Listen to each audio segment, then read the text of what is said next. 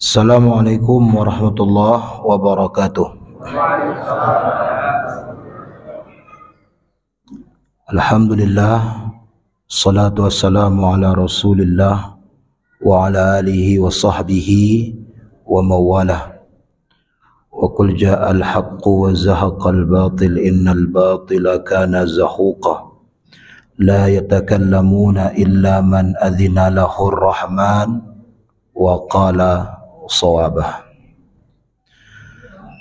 Bapak Ibu sidang jamaah Majelis Ilmu Tafsir yang dirahmati Allah, kita lanjutkan kajian kita Quran Surat As-Sajdah.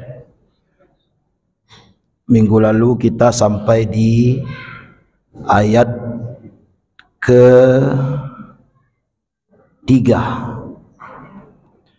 Am yaquluna iftarah bal huwal haqqu min rabbika litunzira qauman ma atahum min nadhirin min qablika la'allahum yahtadun. Ayat ketiga ini minggu kemarin kita membahas bahwasanya Al-Quran ini bukan buatan manusia, bukan buatan Nabi Muhammad, tetapi dia diturunkan oleh Allah. Ini adalah kalamullah yang diturunkan melalui malaikat Jibril kepada Rasulullah, di mana litunzira qauman ma atahum min nadhir, untuk inzar. Jadi faedah Quran ini adalah sebagai inzar atau nadhir. Banyak orang namanya nadhir.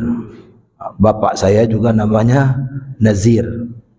Jadi pas saya kuliah tafsir, saya coba-cobalah cari apalah arti nama bapak ini. Ternyata Nazir itu artinya memberi peringatan dengan ancaman. Nazir. Kalau memberi peringatan saja itu namanya tanbih. Biasanya orang kalau diberi peringatan saja tidak takut, tapi kalau diberi peringatan tambah ancaman baru dia takut. Nazir. Lawannya Bashir. Kalau Nazir itu memberi peringatan dengan ancaman, kalau Bashir itu memberikan kabar gembira. Bashir, ya. Nah, Bapak Ibu yang dirahmati Allah, oleh karena itu kemarin kita belajar ada kata nazar. Nazar itu seakar dengan nazir. Nazir itu adalah memberi peringatan dengan ancaman. Maka orang yang diberi peringatan dan ancaman itu menjadi takut. Jadi buah dari nazir itu adalah takut. Nah, dari situ kita mengenal kata nazar, di mana ada orang takut harapannya, takut cita-citanya tidak tercapai, maka dia berjanji kepada Allah, dia membujuk Allah. Dia mengumbu Allah, membujuk, ya Allah, kalau cita-cita aku ini tercapai, maka aku akan mewajibkan kepadaku ini, aku akan puasa, aku akan, itu nazar. Kenapa? Orang bernazar karena takut yang diharapkannya tidak tercapai, maka dia membujuk Allah dengan cara mewajibkan sesuatu kepada dirinya yang tidak wajib. Itu nazar. Saya akan puasa 1 minggu, padahal tidak wajib. Karena bernazar jadi wajib. Itu semua nazar itu berawal dari ketakutan. Takut yang kita harapkan itu tidak tercapai, maka kita membujuk Allah dengan cara bernazar. Nazar itu seakar. Nah, Bapak Ibu, Quran ini turun di mana kata Allah, litunzira qauman ma atahum min nadhir, pada suatu kaum di mana sudah lama tidak datang nazir, orang yang memberi peringatan dan ancaman. Itulah Rasul. Tugas Rasul itu salah satunya sebagai nazir. Nah, Rasul terakhir itu adalah Nabi Isa. Nabi Isa lama tidak datang-datang Rasul, baru datang Nabi Muhammad. Nabi Muhammad ini datang tahun 570 Masehi. Ada yang berkata 571 Masehi. Jadi kalau Bapak Ibu tahu hari kelahiran Nabi itu tanggalnya 12 Rabiul Awal. Tapi kalau Masehinya 29 Agustus 571 Masehi. Itu. Jadi hari kelahiran Rasulullah itu 29 Agustus 571 Masehi. Ada pendapat yang berkata 29 Agustus 570 Masehi. Jadi jarak antara Nabi Muhammad dan Nabi Isa itu 570 tahun. Coba bayangkan. Kita aja, negara kita ini merdekanya belum sampai 100 tahun, tapi agak lama benar rasanya. Ini baru 100, belum berapa tahun kita merdeka? 8, ya belum 100 tahun, 80. Ya. Ini 570 tahun. Nabi Isa lahir, baru Nabi Muhammad lahir 29 Agustus 570 Masehi. Lama. Makanya kata Allah, aku datangkan Quran ini berserta Rasulnya untuk memperingati umat manusia yang mana sudah lama tidak ada Rasul kepada mereka. Jadi 570. Wafatnya kapan? Wafatnya sama 12 Rabiul Awal. Cuman kalau Masehinya 7 Juni 632 Masehi. Ini kata ulama-ulama sejarah. Jadi lahir Rasulullah itu 29 Agustus 570, wafatnya 7 Juni 632. Berarti umurnya 62. 63 itu umur hijriyahnya.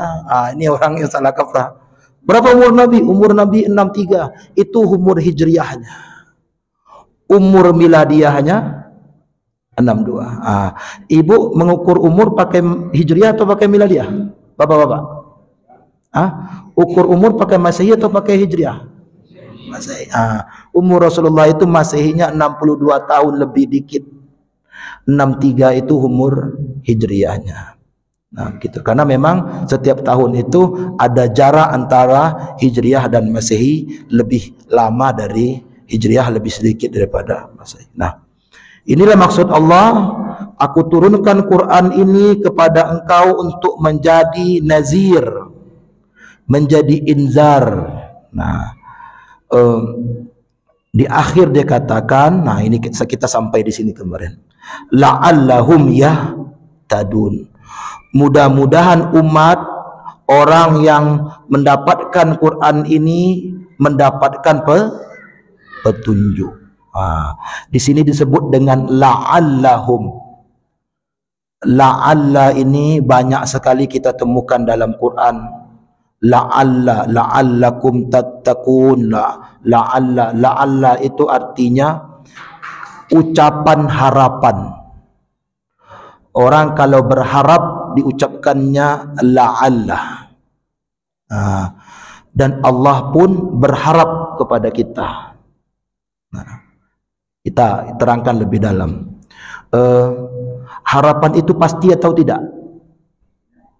Tidak. Harapan itu tidak pasti.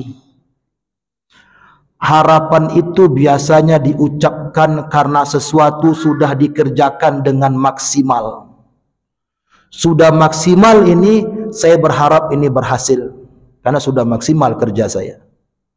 Ibu bapak sudah kasih anak laptop yang terbaik, sudah sekolahkan di tempat yang terbaik, sudah dileskan di tempat yang terbaik, sudah dicari guru yang terbaik, lalu berkata, nak, iko usaha ama ju apanya, mudah-mudahan engkau sukses. Pasti sukses nak anaknya?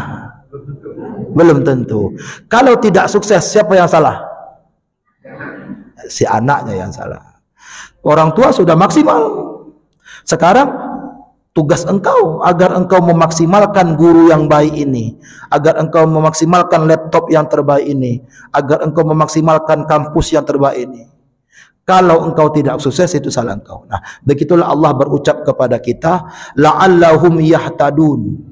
Aku sudah berikan petunjuk yang terbaik, aku sudah kirim rasul yang terbaik, mudah-mudahan kalian dapat petunjuk. Kalau kalian tidak dapat petunjuk juga, itu kalian yang salah.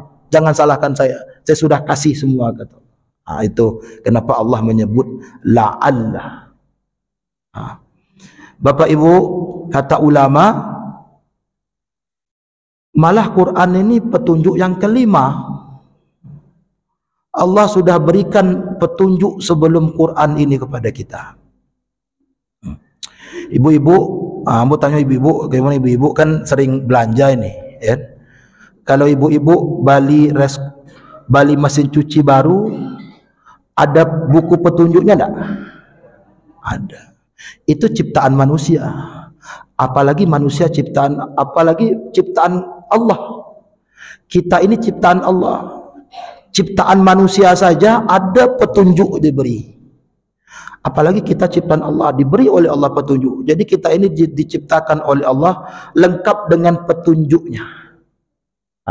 Kata ulama tafsir membahas ayat ini, ada 5 petunjuk yang Allah beri kepada kita.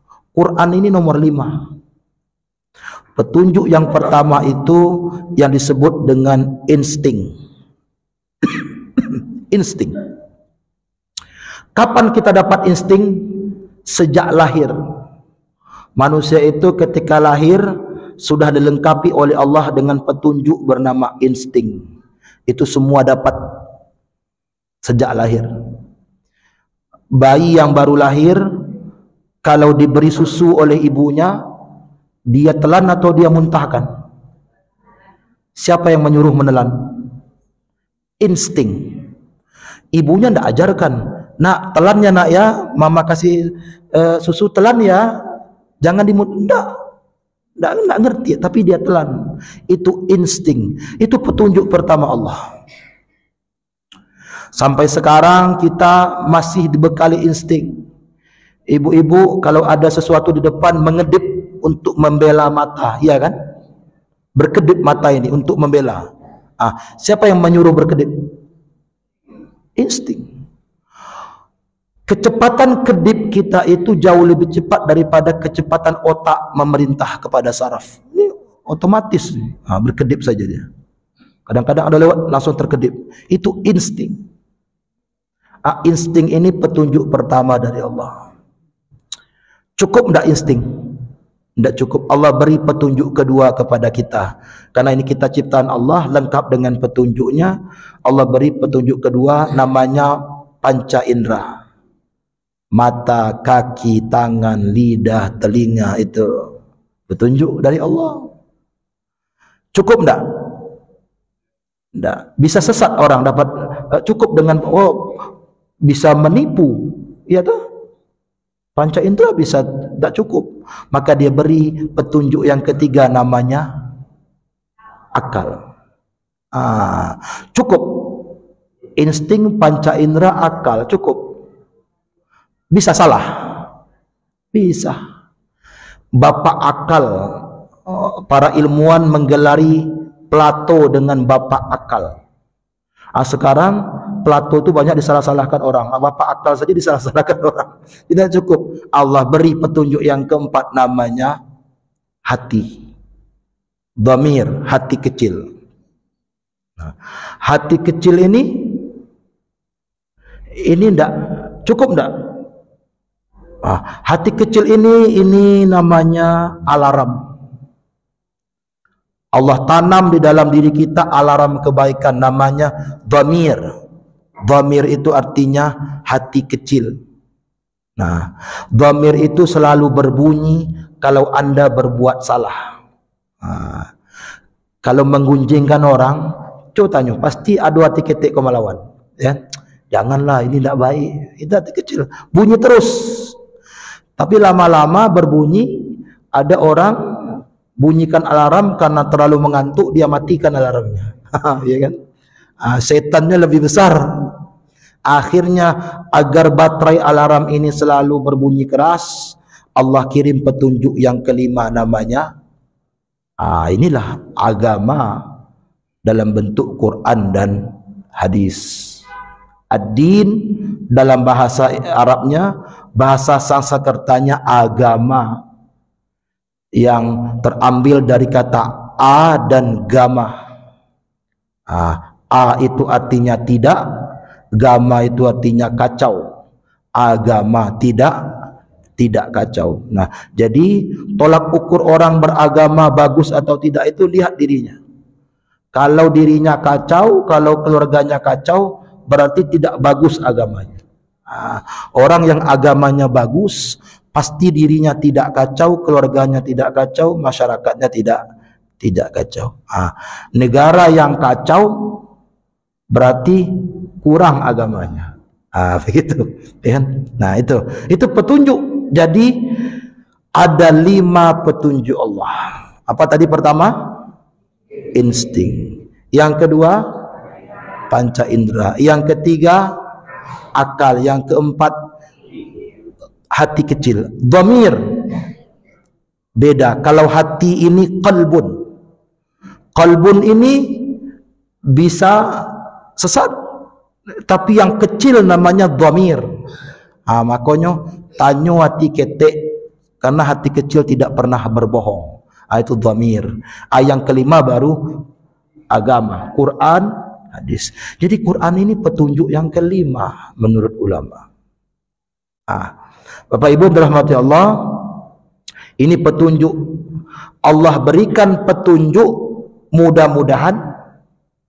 Nah, saya mau tanya satu nih. Kalau orang dapat petunjuk bisa sesat enggak? Bisa. Sangat bisa.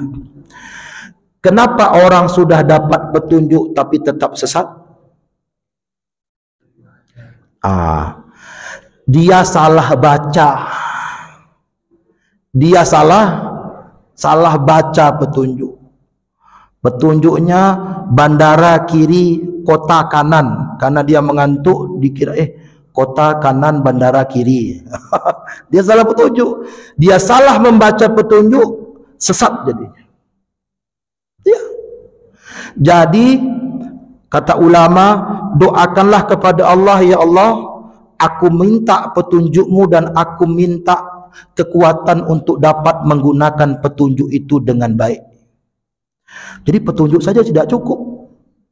Allah beri petunjuk tapi kita tidak bisa menggunakannya dengan baik, justru jadi sesat. Semua yang Allah beri itu petunjuk, bisa sesat. Panca indera bisa sesat tak? Tangan, kalau kita tidak punya kekuatan untuk mengontrolnya, dia bisa dipakai untuk mencuri. Tangan ini petunjuk Allah. Kalau tidak bisa kita kendalikan, dia bisa kita pakai untuk mencuri. Mulut ini panca indera, petunjuk Allah. Kalau bisa kita kendalikan, kita bisa membaca Quran dengan mulut. Tapi kalau tidak bisa kita kendalikan, kita bisa gunjing orang, kita bisa fitnah orang. Mulut. Petunjuk.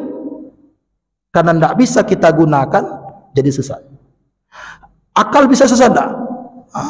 Kalau tidak bisa kita kendalikan, jadi sesat. Ada ya kan sekian banyak korupsi yang tidak bisa diungkap. Kenapa? Karena koruptornya hebat. Akuntan kelas hebat, tidak bisa diteliti. Itu pakai akal. Ya? Terakhir saya mau tanya, Quran bisa sesat tidak? Ini dia. Bisa dong. Sekian banyak orang yang belajar Quran kemudian jadi teroris. Ya. Sekian banyak orang yang belajar Quran kemudian kenapa? Karena dia salah baca. Dia mempelajari Quran tanpa ilmu dari ilmu mempelajari Quran itu namanya tafsir. Ya. Hai orang beriman, bunuhlah musuh-musuh. Ini suruh membunuh ini. Ayo kita membunuh. Dia salah baca. Ya. Dia salah paham, salah baca, ataupun baca tapi sepenggal-sepenggal. Saya sering contohkan, kalau bapak ibu termasuk mengaji, hati-hati. Kalau sepenggal-sepenggal, kalau benar, tapi sepenggal-sepenggal salah. Saya kasih contoh. Ada anak kecil bertanya pada saya, anak kecil, Ustaz, apa itu meja? Saya jawab, meja adalah sesuatu yang berkaki 4. Benar atau tidak? Benar, benar. Tapi kalau dia keluar, sesat. Nampak sama dia kambing, ini meja ini, kaki 4. Nampak kucing, ini meja, kata Ustaz meja. Harus total. Makanya mengaji itu harus utuh. Orang yang mengaji setengah-setengah itu jadi orang baca Quran setengah-setengah. Dia hanya baca ayat perang, dia tidak baca ayat sabar. Dia hanya baca ayat talak. Di situ ada ayat talak, ayat menceraikan istri. Dia tidak baca ayat ini. Jadi dia sesat. Itu. Jadi ada seorang ulama namanya Durras, katanya begini. Kata Durras itu, Quran ini sama dengan matahari, rahmat bagi alam. Iya enggak? Matahari rahmat bagi alam enggak? Ya. Quran ini sama. Tapi jangan pernah Anda lihat matahari dengan mata telanjang. Pernah lihat matahari dengan mata telanjang? Pedih enggak mata kita? Begitu juga. Kalau mau lihat matahari ada alatnya. Quran juga begitu. Ada alatnya. Alatnya itu namanya ilmu tafsir. Hadis bisa sesat enggak? Bisa dong. Kalau enggak punya alatnya. Saya kasih contoh Bapak Ibu. Saya kasih contoh. Makan daging onta itu membatalkan puasa enggak? Maaf. Membatalkan wudu enggak? Itu ada hadisnya. Jadi ada seorang sebelum sholat zuhur, Rasulullah dan para sahabat pergi baralek. Di situ makan daging onta, sahabat. Lalu kemudian sholat zuhur, kentutlah satu orang. Ya kan? Pas qomat, orang sudah maju, imam Nabi sudah maju. Kentut. Kantut ikulah sudah diberi di Allah tuh. Kalau berbunyi, tidak baun. Kalau tidak baun, babunyi. Ini tidak bunyi tapi baun. Siapa yang kentut ini? Kata Nabi, yang kentut tadi wudu lagi. Sahabat ini tidak mau karena malu. Malu dia. Yang kentut tadi wudu lagi, malu dia. Nanti apa kata Rasulullah? Yang makan daging onta tadi wudu lagi. Maka wudulah semuanya karena semua makan daging onta, termasuk yang terkantik ke satu. Maka dikatakan oleh perawi hadis itu, daging onta membatalkan wudu. Pertanyaan saya, yang membatalkan wudu apakah daging onta atau kentut tadi? Rasulullah ingin menyelamatkan harga diri orang yang kentut tadi.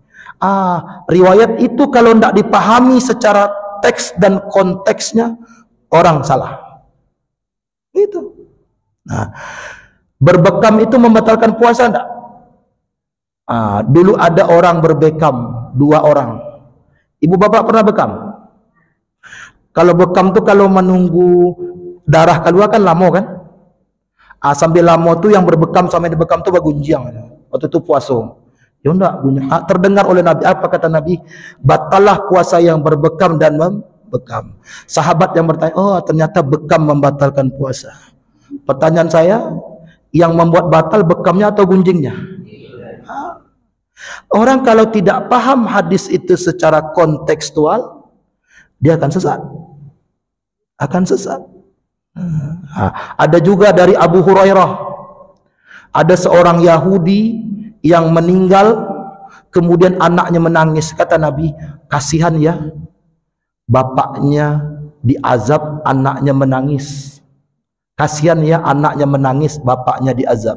Maka Abu Hurairah mendengar itu mengambil kesimpulan, tangisan membuat mayat diazab. Pertanyaan saya, yang membuat dia diazab tangisan anaknya atau dia Yahudi? Dikoreksi oleh Aisyah, sahabat Abu Hurairah ini salah paham. Maksud dari Nabi adalah kasihan ya, anaknya menangis, bapaknya diazab. Itu adalah bukan hubungan sebab akibat, tapi anaknya menangis sedih di dunia sedangkan bapaknya diazab. Itu karena Yahudi. Jadi sekian banyak hadis-hadis, kalau yang tidak dipahami dengan ilmunya akan membawa kita keliru, sesat. Sekian banyak Quran, kalau tidak dipahami dengan ilmunya akan keliru. Nah, saya kasih contoh satu. Quran, atuz zakah, apa artinya? Bayar zakat. Boleh ibu bayar zakat, suruh orang ke rumah? Itu. Dalam ilmu tafsir, atu itu artinya hantarkan dengan sempurna. Jadi membayar zakat itu dihantarkan dengan sempurna. Itu kalau tidak tahu ilmunya, atu itu. Ita idzil qurba, kalau engkau ingin memberi tetanggamu, kerabatmu, ita, hantarkan dengan sempurna. Tidak boleh ibu, bapak kalau memberi tetangga, lenio randang nak amu biar jepui ke rumah di. Itu tidak memberi dengan sempurna. Ya. Kalau ingin beri orang, hantarkan ke rumahnya, jangan suruh jemput orang. Itu tidak ita. Ita itu artinya menghantarkan dengan sempurna. Jadi jangan lenio randang nak jepui ke rumah beko kalau nio. Itu tidak ita. Atau kita hantarkan tapi tidak sempurna. Allah mantan randang ke rumah ambo sangkuian dia teh paga, itu tidak sempurna. Berikan ke tangan orangnya, itu ita. Begitulah zakat. Jadi semua dalam Quran ini, kalau kita hanya pelajari secara tekstual saja, terjemahan saja, kita seperti memandang matahari dengan mata telanjang, pedih mata kita. Maka butuh ilmunya. Nah, ilmu itulah disebut dengan ilmu tafsir. Gitu. Bisa dipahami Bapak Ibu? Sekarang kita masuk pada ayat yang keempat. A'udzubillah minasyaitonirrajim. Ayat yang keempat, mari dilihat Quran kita yang memegang Quran. Allahul ladzi khalaqas samawati wal arda wa ma bainahuma fi sittati ayyamin tsumma istawa 'alal 'arsy. Ma lakum min dunihi min waliyyi wala syafi' afala tatadzakkarun. Kita terjemahkan dulu. Saya yakin ini tidak selesai malam ini, ya kan? Kita terjemahkan dulu. Allah alladzi khalaqas samawati wal ard, yang menciptakan langit dan bumi. As-samawat itu jamaknya sama. Jadi langit itu jamak. Kenapa jamak? Karena langit itu banyak. Langit itu banyak, maka jamak. Wal ard itu tunggal. Tidak ada bentuk jamak dari ard atau bumi. Jadi dalam Quran itu, bumi itu selalu ada dalam bentuk tunggal. Langit itu kadang-kadang tunggal, kadang-kadang jamak. Kenapa bumi tunggal? Ini Allah menginformasikan kepada kita bahwasanya tidak ada bumi yang lain.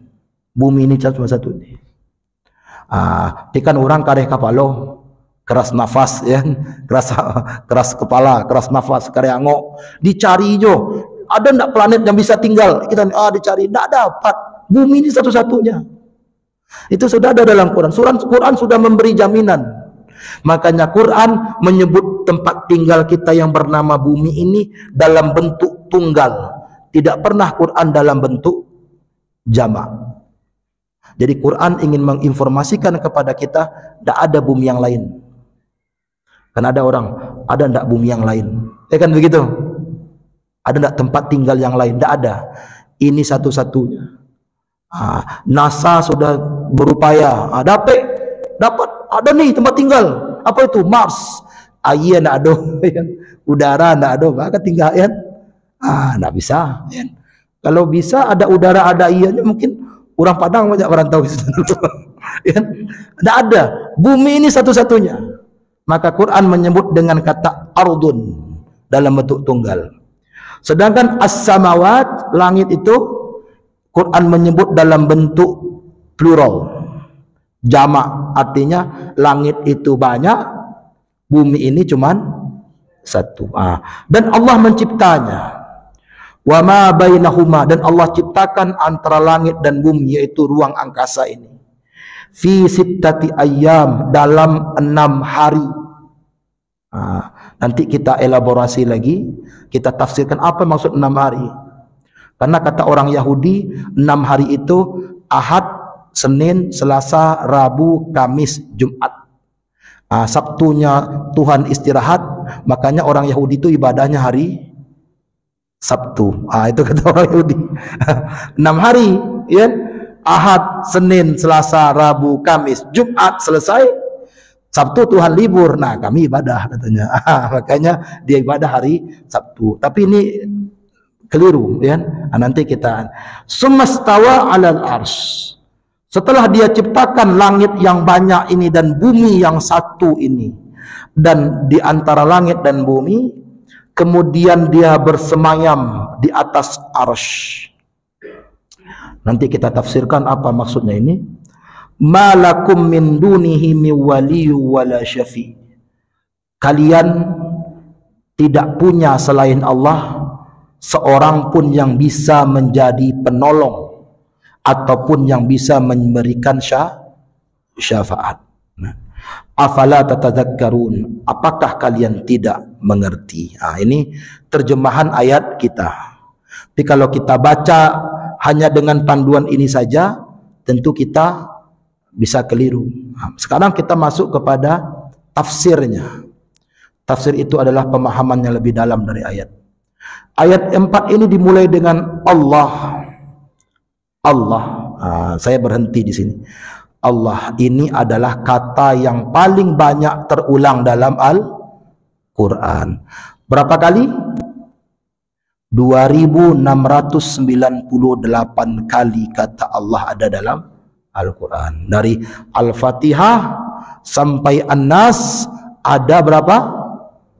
2698 kali. Ini yang paling banyak dari 77.439 kata yang ada dalam Quran. Jadi dari 77.439 kata itu 2.698-nya adalah kata Allah.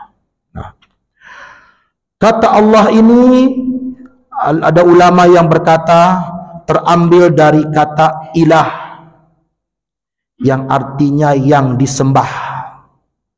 Nah, orang-orang Arab sebelum Islam datang sudah kenal dengan Allah. Makanya bapak Nabi itu namanya Abdullah. Jadi Islam ini, Allah ini bukan hanya dikenalkan oleh Nabi, oleh Islam. Sebelum Islam datang, sebelum Quran datang, orang Arab sudah tahu dengan Allah.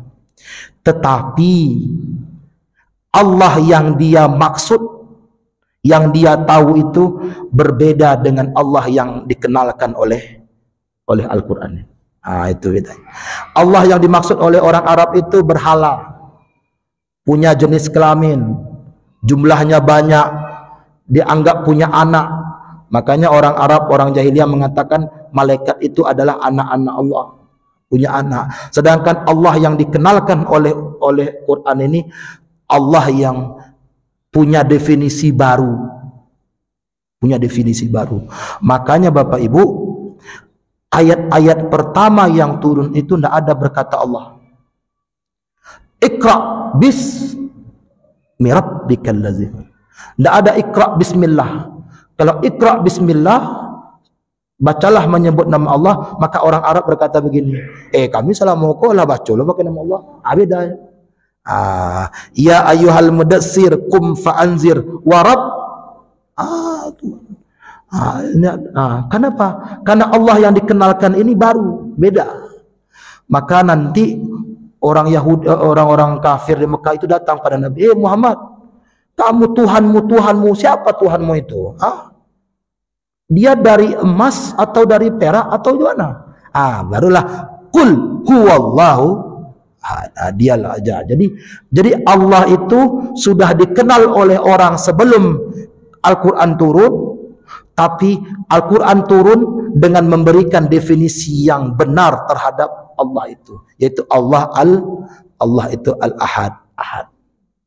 Begitu. Allah As-Samad. Samad itu artinya keras, padat. Padat itu artinya somad. Somad itu padat. Ustaz Abdul Somad, Ustaz padat. Somad padat. Ibu-ibu, kalau padat itu ada pori-porinya enggak? Ada pori-porinya enggak? Enggak ada. Ibu-ibu, bapak-bapak kalau kerja berkeringat enggak? Kenapa berkeringat? Karena ada pori-pori. Allah tidak berkeringat. Dia As-Samad, dia padat. Ibu-ibu, bapak-bapak butuh makan enggak? Kenapa? Karena enggak padat. Dalam ini banyak lubangnya nih. Enggak padat, ada lubang di sini nih. Maka butuh makan. Allah tidak butuh makan karena dia maha padat. As-Samad. Itu tuh artinya tuh, padat. Benda padat kalau dipijak kuat enggak? Allah itu maha padat, maka padanya lah bertumpu segala sesuatu dan dia tidak akan goyah karena dia maha padat. Itu disebut dengan Allah As-Samad. Lam yalid wa lam yulad. Ini kenapa surah Al-Ikhlas kita tafsir. Baik, kita ini kan Allah. Itu dia yang disembah. Ada juga ulama berkata, kita lihat dulu, Allah itu yang maha disembah. Kata ulama, semua kalau anda hapus kata Allah itu akan merujuk kepada Allah.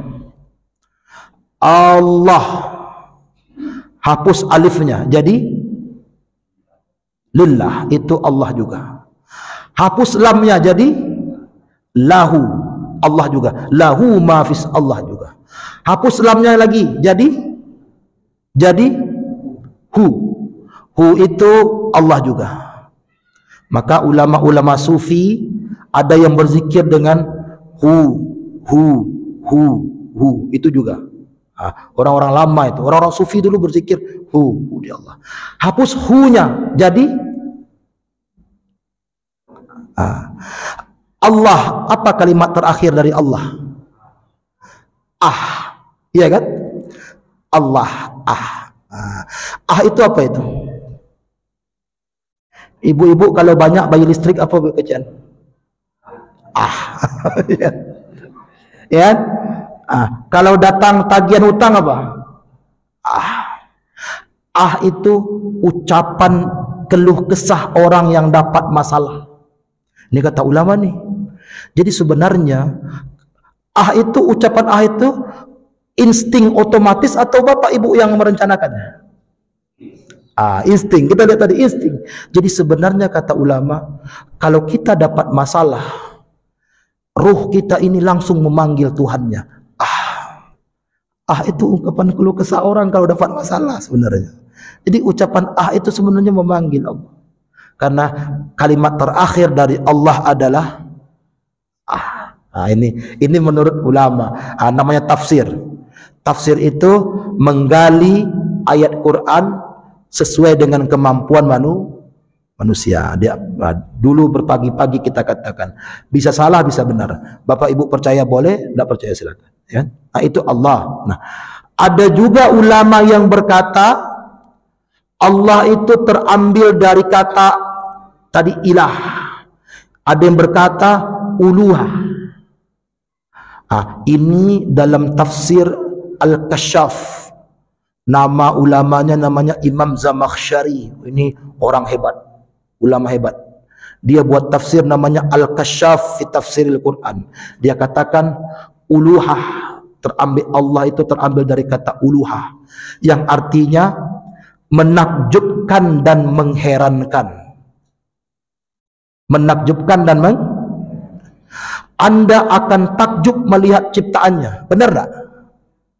Anda akan heran melihat sifat dan zat. Heran tak lihat sifat Allah? Heran tak? Saya kasih contoh. Ibu-ibu, kalau jam 6:30 pagi, anak apa ibu minta piti balanjo, ma minta piti balanjo, ma bali lontong pical, kasih tak? Kasih tak? Okey. 6:30. Jam 6:30 dia datang lagi, ma minta lagi, ma kasih tak? Mulai Allah bagi tadi ma, kasih tak pak? Oh kasihlah, ya kan? Sayang anak. Apa je lah, lontong pical lah, kacang padi. Jam 7 dia datang lagi, ma apa minta piti belanja cak lema, apa? Kasih tak? Mulai marah ya? Mulai marah. Setengah jam minta piti belanja kamal 3 kali. Mulai marah. Ibu bapak berapa kali minta uang ke Allah tadi maghrib?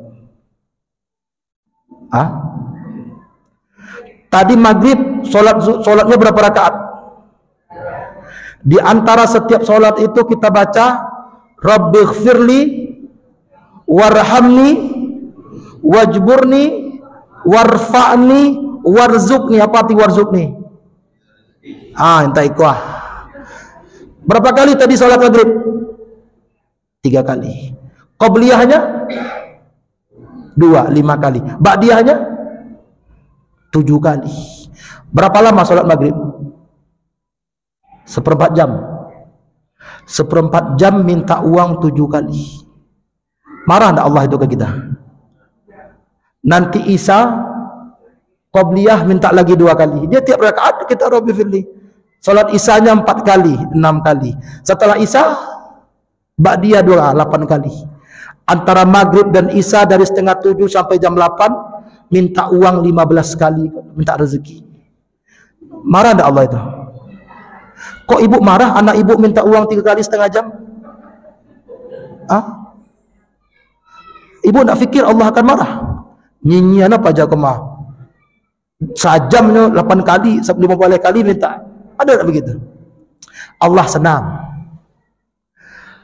Orang makin besar kekuasaannya, makin tidak mau ditekan. Benar kan? Orang makin besar kekuasaannya, makin tidak mau dinyinyiri. Allah itu maha besar, maha tinggi, dan dia suka untuk nyinyir. Minta kepadaku, nyinyir. Kalau palu 1 kali sama ini, minta ke aku. Tambah senang dia. Allah, orang tahu. Heran tak? Heran tak? Cobalah tes. Bapak besok 7:30 pengurus Masjid Mutakin pergi ke Pak Wali Kota minta bantuan proposal. 7:30 masukkan proposal, jam 9 minta lagi. Apa kira-kira kata Pak Wali Kota? Ya, sabar lalu, yang tadi saya mau baca oleh kita sholat 17 rakaat sehari, minta rezeki kepada Allah 17 kali. Itu kalau tidak pakai ba'diyah, tidak pakai qabliyah, Allah tidak akan berkata kepada kita, nyinyir apa aja 17 kali sehari kok aja tidak bisa. Allah yang maha tinggi itu, makin nyinyir kita ke dia, makin senang dia. Nyinyir itu apa bahasa? Ya nyinyir ya. Makin nyinyir kita. Iyo kamu agih beko tapi tenanglah, enggak. Sering dia makin senang. Dua sifat yang kontradiktif, dua sifat yang berlawanan. Kalau manusia itu makin tinggi, tidak mau dinyinyiri. Allah itu makin tinggi.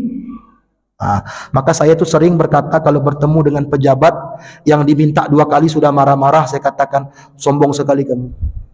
Allah saja yang maha tinggi itu mau diminta 17 kali sehari, kamu 2 kali sudah marah-marah. Itu itu sifat Allah yang mengherankan. Makanya kata Imam Zamakhsyari itu, Allah itu menakjubkan dan mengherankan. Anda akan takjub melihat ciptaannya, Anda akan heran melihat sifatnya. Begitu. Baik Bapak Ibu, sudah ya? Ini saja Allah dulu ya, nanti kita tanya. Saya izin, saya mau sholat di pesantren di belakang. Saya tidak bisa sholat isya di sini karena kita ada pertemuan. Semoga bermanfaat. Kita lanjutkan di lain kesempatan. Aku qouli hadza, alafu minkum. Assalamualaikum warahmatullahi wabarakatuh.